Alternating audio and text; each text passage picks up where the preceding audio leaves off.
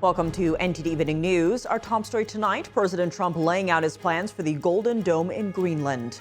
And the president launching his Board of Peace on his second day in Davos. Mariotsu with updates from Switzerland. President Trump meets with Ukrainian President Zelenskyy on the sidelines of the World Economic Forum in Davos. Arian Pazdar has what Trump says about the outcome of their talk.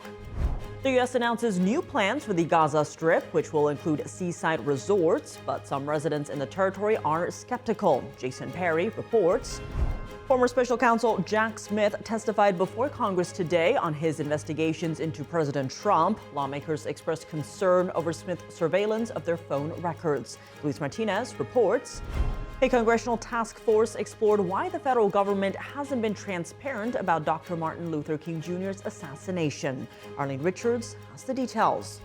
And multiple people have been arrested after activists disrupted a church service in Minnesota on Sunday. Jason Blair, the latest.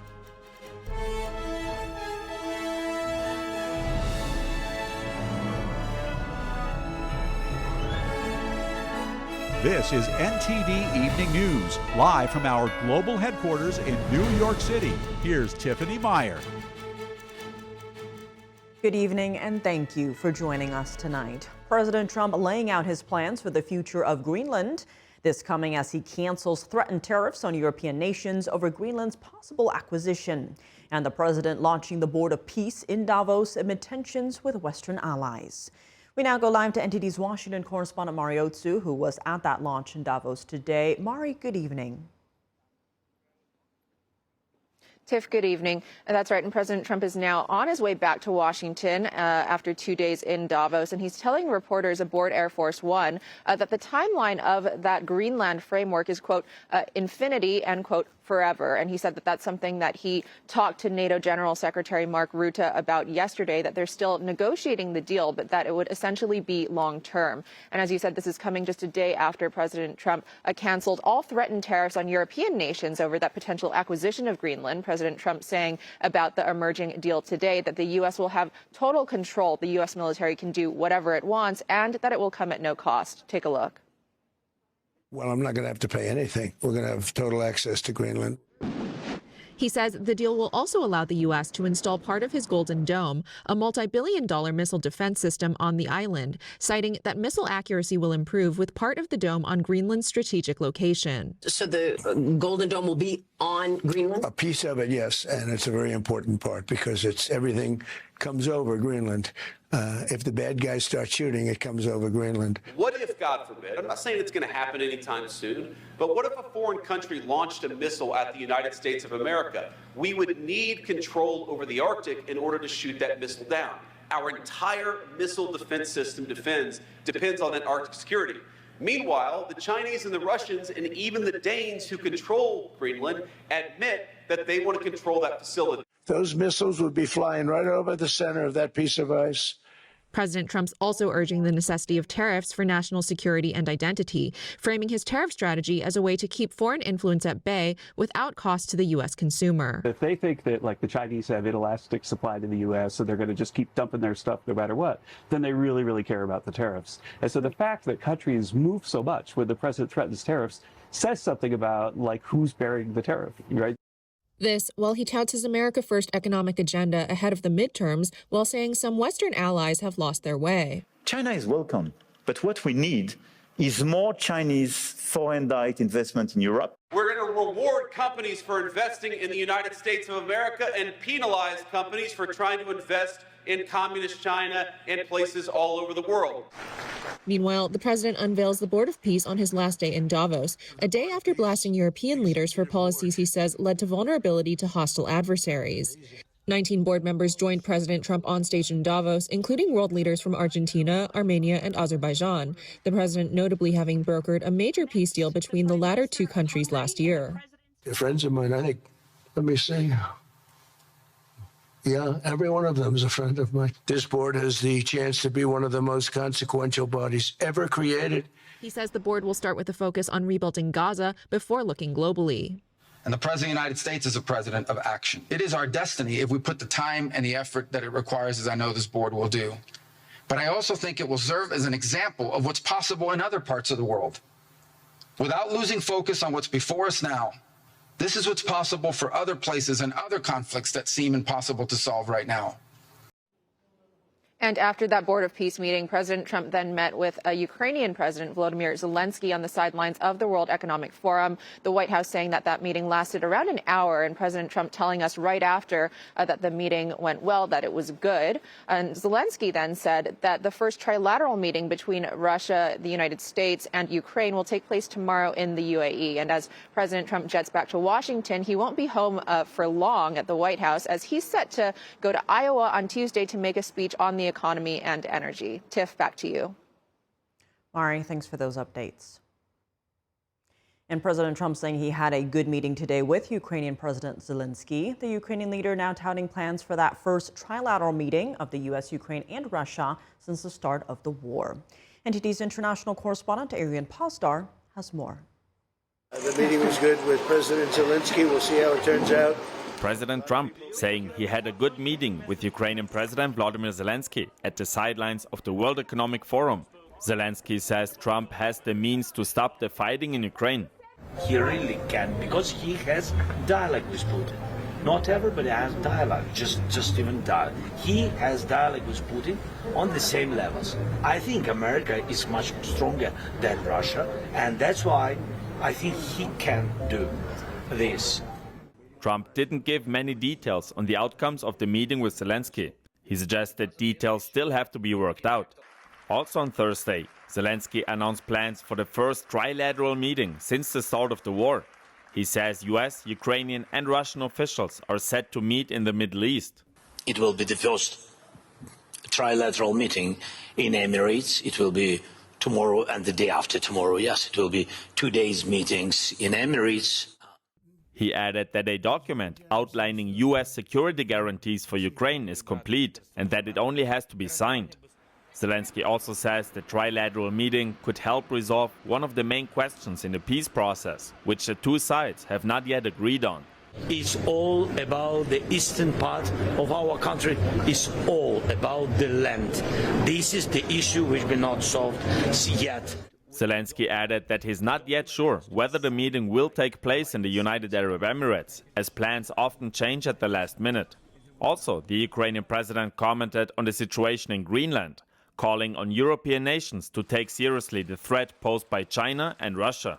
You either declare that European bases will protect the region from Russia and China and establish those bases, or you risk not being taken seriously because 30 or 40 soldiers will not protect anything. He added that NATO and Europe shouldn't rely exclusively on the US to protect them. Arian Pasdar, NTD News. The United States has announced new plans to rebuild the Gaza Strip, which will include residential towers and seaside resorts. However, some residents in the territory are expressing skepticism, saying the war is still going on despite the ceasefire. NTD's Jason Perry has the update. Residents in the Gaza Strip on Thursday held a funeral for 3 Palestinian journalists allegedly killed by Israeli forces. The day before, Israeli troops said they had struck several suspects who were operating a drone affiliated with Hamas in a manner that posed a threat to Israeli troops. Israel said they struck the suspects and are now investigating the incident. The Israel Defense Forces also reported finding another underground Hamas tunnel in the Gaza Strip, which they say contained weapons and had 3 hideouts used by terrorists. Israel also released video showing the destruction of the tunnels, which Israel said were behind the so-called Yellow Line. This line marks the boundary behind which Israeli forces withdrew, according to President Trump's Gaza peace plan. Israeli troops laid yellow concrete blocks in the Gaza Strip, showing residents exactly where the line was located. However, Reuters reports that according to satellite imagery, Israeli forces moved the Yellow Line further into the Gaza Strip and then destroyed at least 40 buildings in the area. Israel has not responded to the Reuters report. President Trump's son-in-law, Jared Kushner, said there are over 60 million tons of rubble in the territory. And while at Davos, he announced a new plan to rebuild the Gaza Strip. Going forward, number one thing is going to be security. Obviously, we've been working very closely with the Israelis to figure out a way through de-escalation. And the next phase is working with Hamas on demilitarization, which I'll talk about in a second. But without security, nobody's going to make investments. Nobody's going to come, build there. We need investments in order to start giving jobs. He also shared a slide of a, quote, new Gaza with images of residential buildings and seaside resorts. However, some residents in the territory remain skeptical of new plans for the Gaza Strip. You're talking about reconstruction? Do you even know what reconstruction means? It means Gaza will go back to how it was before. But Gaza is getting worse. Every day it gets worse. And the mother of the last hostage, whose body still remains in the Gaza Strip, also shared her thoughts on the situation. We received a promise from President Trump and also from our Prime Minister that they will do everything and they will bring our child back. We received this promise in a very, very clear and unequivocal manner, and we are waiting for it to happen. Meanwhile, the head of a new future technocratic government in Gaza announced that the Rafah border crossing between Egypt and Gaza will open in both directions next week. Jason Perry, NTD News. Former Special Counsel Jack Smith testified before Congress in a public setting for the first time. Lawmakers grilled the attorney who investigated President Trump and whose work went as far as probing members of Congress. Our Washington correspondent Luis Martinez has the details. Democrats have been going after President Trump for 10 years, for a decade, and the country should never, ever forget what they did. House Republicans argued that former Special Counsel Jack Smith's investigation into Donald Trump during the 2024 elections were part of the weaponization of government against the now president. For Chairman Jim Jordan, Jack Smith follows a long list of efforts that began with Special Counsel Robert Mueller, 2 impeachment attempts, a raid on the president's home, and the Alvin Bragg and Fani Willis criminal investigations. Rather than accept his defeat in the 2020 election, President Trump engaged in a criminal scheme to overturn the results and prevent the lawful transfer of power. After leaving office in January of 21, President Trump illegally kept classified documents at his Mar-a-Lago social club. Congressional Republicans whose phone records were surveilled by the FBI as part of Operation Arctic Frost at the request of former Special Counsel Jack Smith grilled the former Special Counsel on the legality of the surveillance. They got my phone records for 2.5 years. Even the Democrats said this was wrong. But of course, we shouldn't be surprised. Democrats have been going after President Trump for 10 years. House Democrats defended the former special counsel despite previous attempts to limit the DOJ's ability to subpoena congressional phone records. Congress has allowed toll records to be subpoenaed. This committee has actually tried to limit it over the years, and the senators who are whining the most over on the Republican side in the Senate, they never went along with our determination to try to limit the government's ability to subpoena toll records. So it's perfectly lawful what you did. House Republicans pressed former Special Counsel Smith on whether his investigation into President Trump during the 2024 elections were meant to hinder his chances at winning the elections. So, Mr. Smith, looking at the record, I see that you were reversed and rebuked by the Department of Justice itself, by the Attorney General, by the Solicitor General, by multiple district court justices, judges, by the Court of Appeals, and by the U.S. Supreme Court itself. So my final question is, do you believe that you made any mistakes? Do you have any regrets as to how you conducted this investigation? Jack Smith defended his investigations and called the probe into his work and his staff unjustified. Reporting from Washington, D.C., Luis Eduardo Martinez, NTD News. And President Trump reacting to Jack Smith's testimony at today's congressional hearing. In a Truth Social post, Trump says he wants the Justice Department to act. His post reads, quote, hopefully the Attorney General is looking at what he's done, including some of the crooked and corrupt witnesses that he was attempting to use in his case against me. The whole thing was a Democrat scam. A big price should be paid by them for what they have put our country through. The president accused Smith of unfair prosecutions, saying he destroyed many lives and shouldn't be allowed to practice law. Smith's 2 cases against Trump largely fell apart by mid-2024. He dropped the cases after Trump won the election. The former special counsel resigned days before Trump took office and has not faced any charges. What's at stake in the Jack Smith hearing? Is it focused on relitigating the past, or is it a necessary exercise in accountability? Tune in for a panel discussion with Nate Lerner and Elizabeth Pipko tonight on Capitol Report with Steve Lance at 7 p.m. Eastern Time. A congressional declassification task force held a hearing today to examine why some records regarding Martin Luther King Jr. remain sealed and redacted. NTD's Arlene Richards has some of the highlights.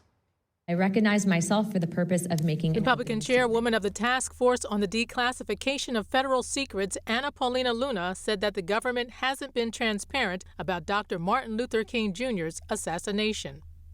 Over time, it has become increasingly clear that our federal government was not honest about this investigation regarding the tragedy or its abuses leading up to it. Throughout the 1950s and 60s, the FBI waged an extensive campaign of surveillance, intimidation, and harassment against Dr. King. The task force held a hearing on Thursday to explore why some records concerning King remain sealed and redacted.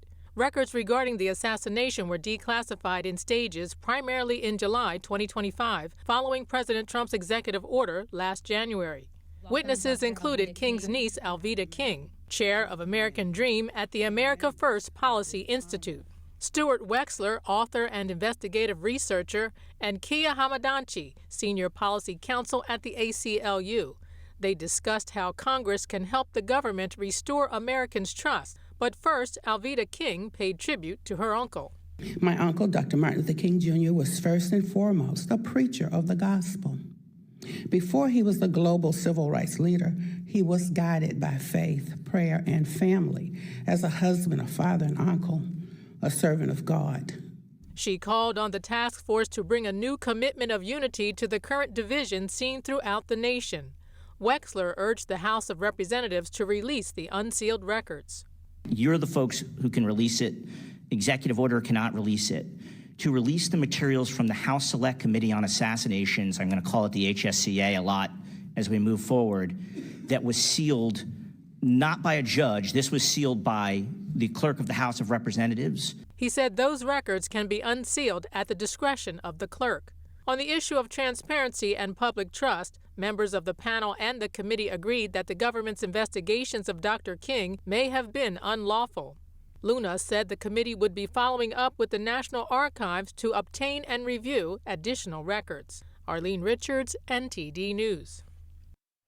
3 people have been arrested following a disruption that took place at a church in Minnesota, and Vice President J.D. Vance visits the state in an attempt to lower the temperature. NTD correspondent Jason Blair reports. Multiple people have been arrested following an incident at a church in St. Paul, Minnesota.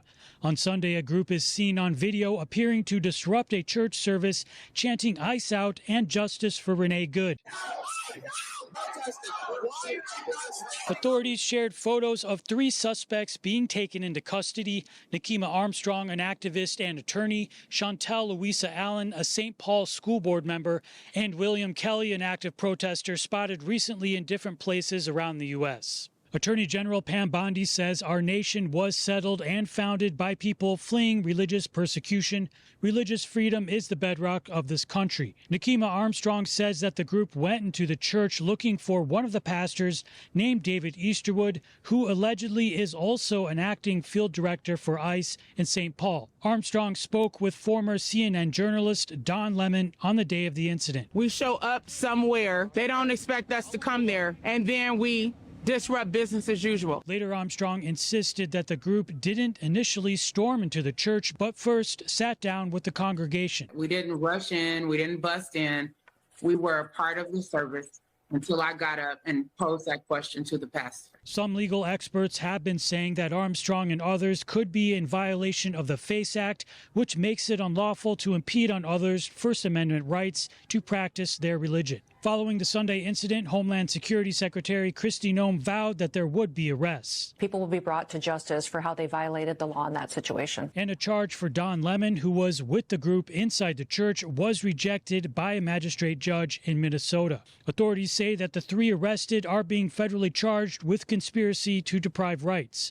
And Vice President J.D. Vance visits Minneapolis, Minnesota in the midst of an ongoing ICE immigration enforcement operation, coupled with heavy protests and incidents of civil unrest. Vance says part of his visit was to meet with business leaders and law enforcement to better understand what's going on so that the temperature can be turned down. Because of a few very far left agitators, a lot of these guys are unable to do their jobs without being harassed, without being doxxed, and sometimes without being assaulted. That's totally unacceptable. Vance says that federal agents have also been seriously harassed while off duty after being doxxed. If you can't even go to a restaurant without some agitators locking the door and making you feel like your life is in danger, that is the environment that has been created. Vance says that one of the main reasons so many agents are seen in Minnesota is that additional support is needed to protect the agents making arrests from, quote, rioters. He says this is normally what state and local law enforcement help with in other areas of the country. And there are a lot of things that all of us could do better to lower the temperature, but the number one thing that I learned today is that the best way to facilitate reasonable enforcement of the law, but also to lower the chaos in Minneapolis, would be for state and local officials to cooperate. Jason Blair, NTD News. Coming up, the U.S. is out of the World Health Organization for good. Jack Bradley has why President Trump says the WHO failed Americans and became controlled by China. And a powerful winter storm is set to hit parts of the U.S. starting tomorrow, bringing snow, ice, and extreme cold. Officials are urging residents to prepare now for hazardous conditions. Christina Corona reports when we return.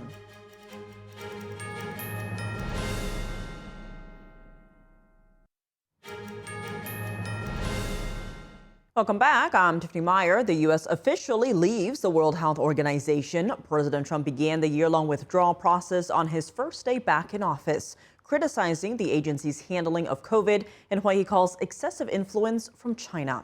NTD's Jack Bradley reports. The U.S. has just officially exited from the World Health Organization. President Trump signed an executive order on his first day in office, starting the year-long process of withdrawing from the WHO. In the order, he restated his reasons for withdrawing the first time back in 2020, saying that the WHO mishandled the COVID-19 pandemic and had too much influence from its members like the Chinese Communist Party. Chinese officials ignored their reporting obligations to the World Health Organization and pressured the World Health Organization to mislead the world when the virus was first discovered by Chinese authorities. At the start of the pandemic, the WHO took China for its word when it said there was no evidence of human-to-human transmission of the coronavirus, thereby allowing outbound flights from China to continue, while the CCP was locking down domestic travel at home.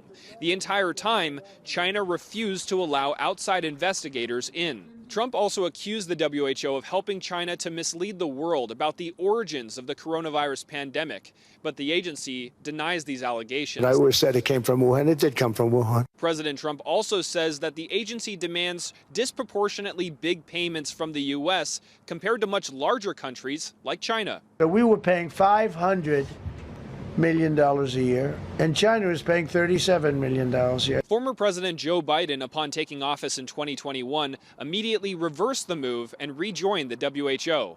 First thing Biden did is go back into it. You know what he paid? More than $500 million. I made a deal at 37. I could have had 37. They were public about it. We'll give you the same deal that China has for 37. The exit could violate U.S. law, though, which requires the U.S. to pay about $260 million in outstanding fees before leaving.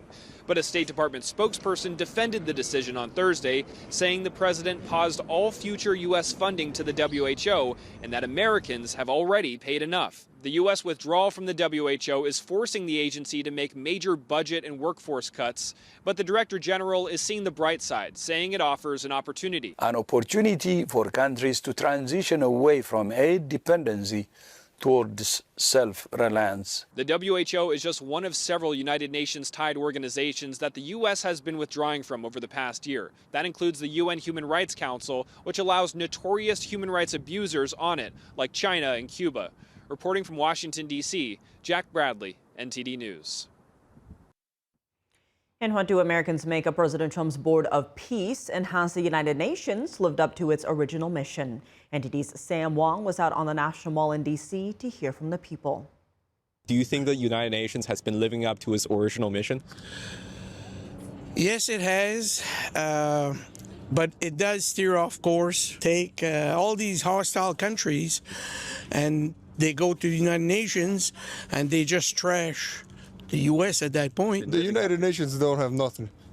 I mean, they've been trying to defeat Russia for how long? I think it's been living on the edge. They needed to get behind something and accomplish something. Yeah, I don't have a lot of belief in the United Nations and them accomplishing a heck of a lot. I don't think that they should have a single country should be able to veto what the rest of the countries want to do that could be a positive for the world in general. President Trump just announced the Board of Peace. What do you think of this idea? Do you think it's a good idea? Well, certainly it's a good idea if you can resolve any of those conflicts. I'm not sure what he's setting up is going to be a structure to reach that end. I think that's more of a publicity move than anything else. It's probably a good thing. The more countries you can get on board to do anything like that, you're just better off. Peace is always a good idea. As long as America's on top. He creates peace everywhere else, might as well. Well, you're not going to see China in that peace plan. It's a group of civilized nations that wants to try to do something. They're still going to go through United Nations from what I hear, but they're gonna guide hopefully the United Nations on the right path and not the radical path. Overall, we have been kept out of war. President Trump has kept us out of war with his friendship and alliances agreements with other NATO countries. We've been a lot more peaceful under his presidency. I know he has a lot of connections in the Middle East, and he's been trying to make things more peaceful over there. I think President Trump is doing a great job with international relations, and I'm very excited for what the future holds with that. A massive winter storm is set to sweep across the U.S., threatening millions with heavy snow and ice and making travel extremely dangerous. Officials warn the storm will stretch from the southwest all the way to the northeast. NTD's Christina Corona has the latest. A major winter storm will stretch nearly 2,000 miles from the Arizona-New Mexico border to New England, affecting about 230 million people. The storm is set to begin Friday in Texas and Oklahoma, where officials warn conditions could turn treacherous after sunset. Texas Governor Greg Abbott enacted a disaster declaration covering 134 counties across the state ahead of the storm. He warns that icy roads can be nearly invisible and cause drivers to lose control of their vehicles.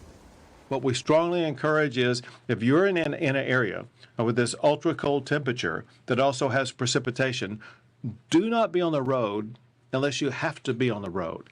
You can save your own life and save your own property and save those around you. Some areas may have power outages from the Dallas-Fort Worth Metroplex through Atlanta and up to Charlotte, North Carolina. In the dark purple area here, that's the severe icing area. That's where we're going to be talking about enough freezing rain to result in the risk for widespread power outages because it weighs down trees and power lines. And New York Governor Kathy Hochul warns that the storm could bring deadly cold. If you're in the North Country, Mohawk Valley, what it'll feel like on your skin is minus 40 to 50 degrees. She says other upstate areas will be a little warmer with feel-like temps of minus 30 degrees and downstate minus 5 to 10 degrees. And when this touches your skin, if you're not properly covered every inch of you, you can succumb to frostbite in seconds. Officials urge people to have non-perishable food, safe drinking water, and batteries, and to avoid unnecessary travel. The National Weather Service warns that widespread travel disruptions are expected. Christina Corona, NTD News. Coming up, returning from the World Economic Forum in Switzerland, the president of the Economic Inclusion Group joins us to share his experience, plus what he has to say about President Trump's lawsuit against JP Chase. Stay tuned for that and more after the break.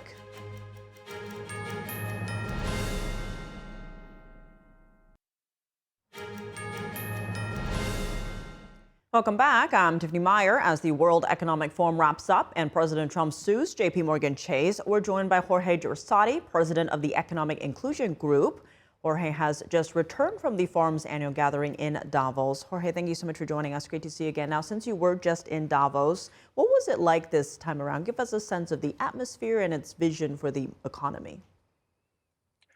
Most people associate Davos with the green agenda, but honestly, I believe that 80% of all the sessions were focused on artificial intelligence, on how artificial intelligence is affecting longevity, is affecting the workforce, is affecting even geopolitics. So that was the center and the focus of the event. And I think that the second issue that people really pay attention was the situation or the actions or the comments of President Trump when it comes to Greenland. So those two actions were the overwhelming majority of conversations. I want to dig into the economic sphere because when it comes to America's economy, Citadel CEO Ken Griffin weighed in on the difference he's seen across this and the last administration. Actually, here's a clip of that. You cannot imagine how painful it was each and every day under the Biden administration to look at what new crazy proposal was being put into place to solve a problem that didn't even exist. I mean, our constant friction at Citadel with the government across umpteen different aspects of our business was exhausting. And to have that literally end on one day, Election Day, just gives you so much energy as an entrepreneur to go back and build your damn business. And your reaction to that, and was there a sense of the U.S. being the place to be to do business? I think the US is the place to do business for several reasons. And what we just saw in that clip is the reality that many people feel in different industries, not only in traditional finance, but also in the crypto asset sector, in the energy sector. And I think the energy sector is something that everybody's paying attention. The demand for energy will double in the next decade. The consumption of energy of data centers will rise to 3 times more than what they consume now in just a few years. And what the Biden administration was doing is that it was having a very anti-energy agenda. So I think Trump's deregulation efforts and Trump energy efforts is what is bringing optimism and opportunity for businesses. And expanding on that, there was a focus on over-regulation, stifling growth in Europe. I want to play a clip of the German Chancellor, Friedrich Merz, talking about that. Both Germany and Europe have wasted incredible potential for growth in recent years by dragging feet on reforms and unnecessarily and excessively curtailing entrepreneurial freedoms and personal responsibility. We are going to change that now. Your thoughts on that and what kind of changes we could see in the bureaucratic regulatory realm? The reality is that if Europe doesn't reform itself, if Europe doesn't bring more markets, more dynamism, Europe will stagnate and eventually decline. All the economic indicators show that.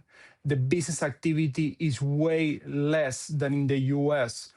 And it's because of this overregulation of the economy. So I really hope that European leaders bring back markets and bring back a desire for entrepreneurship. In Europe, you can sense aversion towards risk. You sense a tendency to over-regulate the economy. And we know that every time that this is implemented, the only logical consequence is economic stagnation, which also leads to political instability. A lot to watch for there. Jorge, I want to pivot to another topic, though, because your organization specializes in the issue of debanking. President Trump is suing JP Morgan Chase over alleged debanking. It's a $5 billion lawsuit. Now, Trump's attorney said the company closed his accounts due to political and social motivations. First, though, what is debanking?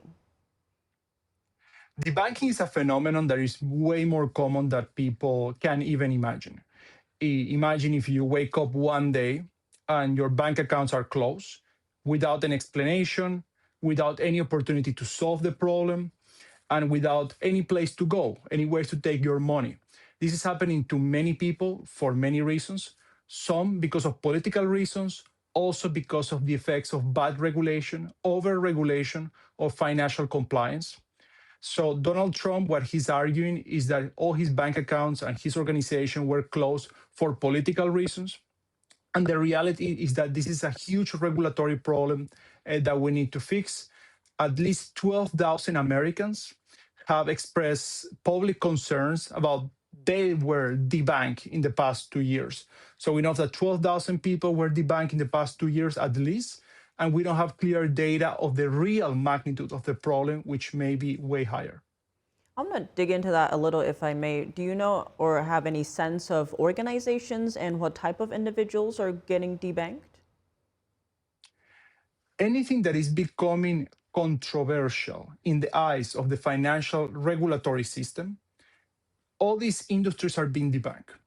And this goes from people who are in politics, so people that are categorized as politically exposed persons, people that run nonprofits, many journalists actually, people that are diplomats, but also people that are running different kind of businesses, oil and gas, gun-related businesses, international trade with jurisdictions that may be more difficult or challenging, like Latin America or the Middle East. All these sectors are becoming subject of hyper-regulation from the compliance perspective. And as a result, then banks take the decision to terminate the account of all these people.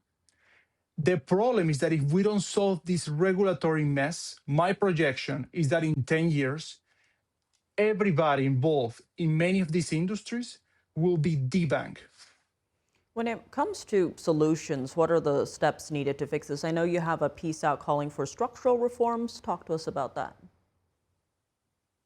The only way to solve this issue is to have a structural reform to the Bank Secrecy Act in the US. I know that the administration has tried to do executive orders, but they really only touch on superficial problems. Right now, the issue is that the Bank Secrecy Act in the US overregulates banks, demands banks to check all your transactions, monitor them, report them, and it creates so much vagueness and so much superficiality and so much subjectivity when it comes to the assessment of banks to clients, that it just pushes banks to don't have these clients. So to be precise, what do I believe has to be the solution to this issue? Only if a person commits a crime and a judge makes that decision, that person should lose their bank account, but not because of any kind of reputational risk or subjective criteria. We need to bring more transparency also, because we don't know how many people are being debanked. Because by default, banks are told to not share to their customers the reasons they are debanked, and we don't have a data of how many cases there are.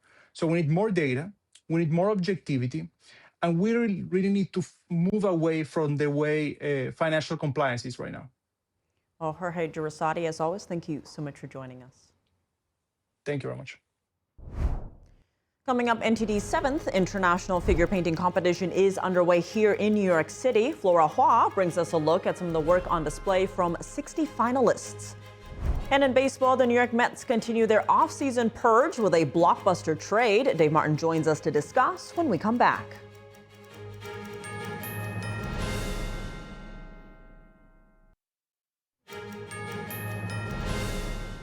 Welcome back. I'm Tiffany Meyer. NTD's own International Figure Painting Competition has now entered its final stage. The mission of the event is to promote the traditional skills of figure painting and to lead people to appreciate divinely inspired art and culture.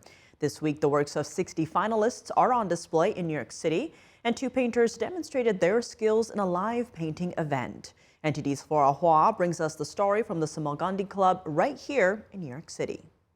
The finished painting is certainly beautiful in its own right, but the process of creating it can be even more engaging and satisfying to watch.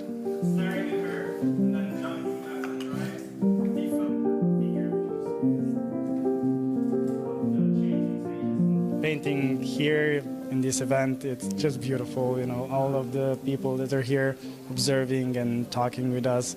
Nick Anikis is a professional painter from Slovenia. He has studied at 2 academies of fine arts, one in Slovenia and one in Italy. He shared his insights on the significance of high-level skills for an artist. Well, if you don't know how to speak the language, you cannot write and read poetry. Sometimes people have amazing ideas, but if they don't know how to paint it or how to realize it, they won't touch people, they won't move people. Kenneth Young shared that his understanding of beauty is rooted in his faith. For me personally, what I feel is a standard of beauty, since I believe in an ultimate, all-wise, intelligent creator who is the one that is the creator of the universe and man and everything. So the standard, there has to be some objective, high, overarching standard, and I believe it comes from the creator. My standard of beauty, it's similar to what Michelangelo said. Michelangelo said something like, but basically what an artist, he was a sculptor and a painter, strives for is for the divine. The closest he comes to the divine, that is the standard of perfection and of beauty. That's the way Michelangelo looked at it. And I think that's the way I look at it too. This is the second time Taiwanese painter Pan Liang-tai has participated in NTD's international figure painting competition. He said he agrees with the competition's mission of bringing back traditions and classical arts. NTD TV advocates a return to traditional art. Traditional art means guiding people back to the kind of grand, magnificent works we see in the world's classical masterpieces. Kathy Smith bought the painting Widow's Mite about 2 years ago, and she was going to donate the painting to a campus. When she saw the advertisement of this competition, she had an idea. I'm a longtime subscriber of the Epoch Times and watch NTD News and American Essence magazine, so I'm familiar. That's my news source, my favorite news source. So when I saw the advertisement for it, I just passed that on to the artist and his wife and said, you should look into this. And they applied, they submitted this painting and another one too, and they were accepted, and we're just thrilled. We're just so honored to be here. I'm just so humbled, especially after coming here and seeing the collection of beautiful work and other amazing artists. It's really a humbling experience. The most important part for me is that I can be, in a way, a small little tiny bit of the whole mission that you have here.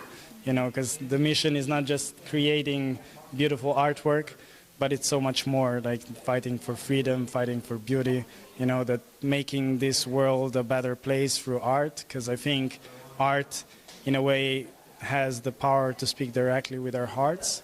Flora Hua, NTD News. The winners of this year's competition will be announced later tonight. Stay tuned for our coverage.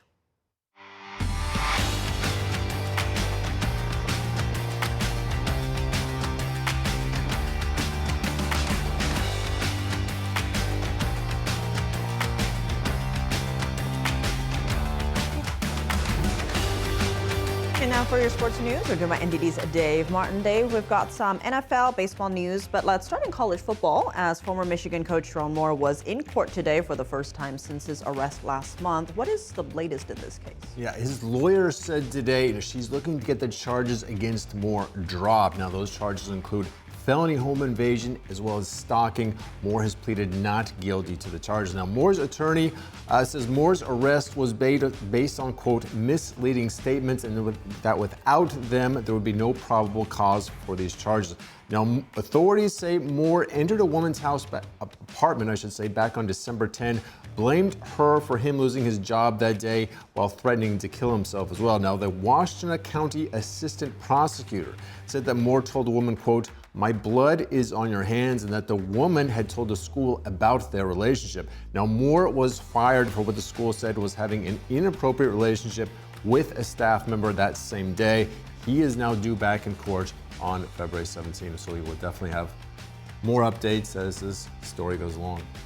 All right, well, shifting gears to the NFL, the finalists for the league's MVP have been announced, with running back Christian McCaffrey along with 4 quarterbacks as the nominees. Who is the favorite here? You know, for most of the season, the talk is mainly centered around Matt Stafford and Drake May. Now, Matt Stafford, the Rams quarterback, Drake May is a quarterback for the Patriots.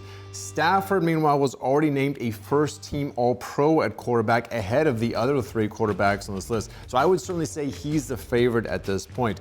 Now, usually the criteria for MVP is having a great individual season while your team has a great season as well. Now, in addition to McCaffrey, Stafford, and May, we also have Josh Allen, who's a nominee. He's the reigning MVP from last year, as well as Trevor Lawrence as the 5 nominees.